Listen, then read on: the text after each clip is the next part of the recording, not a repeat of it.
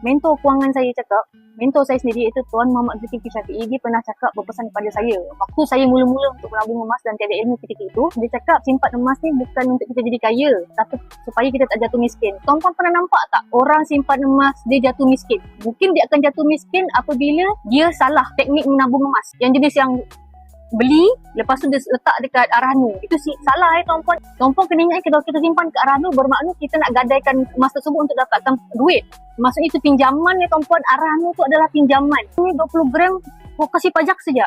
Kau kasih pajak, lepas tu nanti dapat duit tu kau beli lagi emas. Murah sekarang ni emas. Jangan tuan-puan, jangan. Kalau kita nak pajak emas ni, tuan-puan boleh pajak emas tuan-puan, tapi tuan-puan kena yakin bahawa dalam tempoh 6 bulan tuan-puan kena tebus balik.